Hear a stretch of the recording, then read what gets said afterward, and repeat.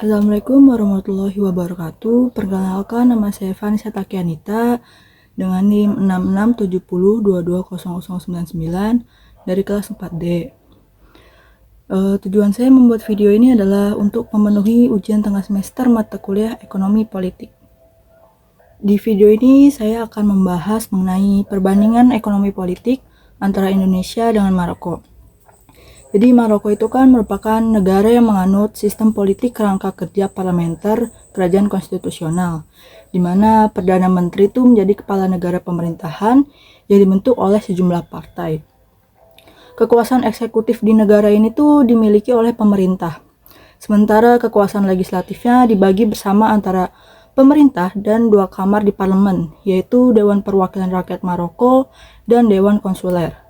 Raja memimpin Dewan Menteri dan menunjuk Perdana Menteri mengikuti hasil pemilihan legislatif. Dengan rekomendasi Perdana Menteri, Raja menunjuk anggota pemerintahan atau kabinet. Sedangkan Indonesia menganut sistem politik demokrasi presidensial yang mencakup pembagian kekuasaan eksekutif, legislatif, dan yudikatif yang beroperasi di bawah aturan konstitusi negara.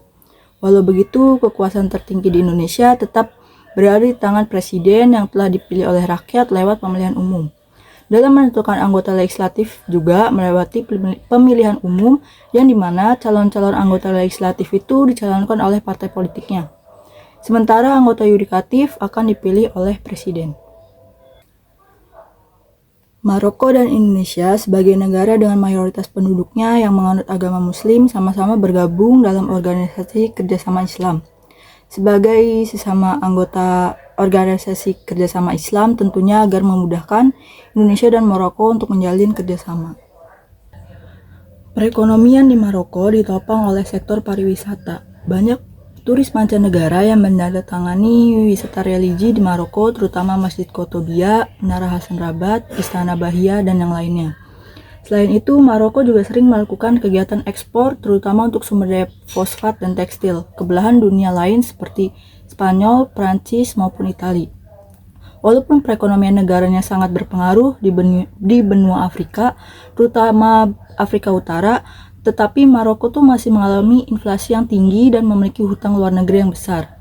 Maroko harus bisa terus mengembangkan perekonomiannya agar bisa menciptakan lapangan pekerjaan serta meningkatkan pendidikan bagi masyarakatnya. Sedangkan untuk di Indonesia, perekonomiannya ditopang oleh investasi, kegiatan ekspor-impor, dan pariwisata. Sebagai negara kepulauan, tentunya Indonesia memiliki tempat wisata yang sangat beragam. Banyak turis mancanegara yang memang sengaja datang ke Indonesia untuk mengincar keindahan yang ada di negara ini. Lalu untuk investasi, Indonesia juga sering melakukan investasi dengan banyak negara. Investasi yang sering dilakukan tuh kayak berupa investasi pasar modal, investasi pertanian, dan sektor energi dengan Cina, Singapura, Malaysia, maupun negara-negara yang ada di Eropa. Lalu untuk kegiatan ekspor-impor, Indonesia sering melakukan kegiatan ekspor berupa ekspor kelapa sawit, rempah-rempah, biji kopi, dan sumber daya lainnya yang ada di Indonesia kepada negara-negara yang ada di Asia. Dan Indonesia juga sering melakukan kegiatan impor berupa alat transportasi dan elektronik ke negara Jepang, Korea, dan Tiongkok. Sedangkan untuk bahan makanan berupa gandum tuh Indonesia sering melakukan impor kepada negara-negara di Eropa. Kalau misalkan buat impor beras tuh Indonesia sering melakukan impor kepada negara Thailand. Sekian yang bisa saya sampaikan dan jelaskan. Jika ada kekurangan maupun kesalahan dalam penjelasannya, saya mohon maaf. Wassalamualaikum warahmatullahi wabarakatuh.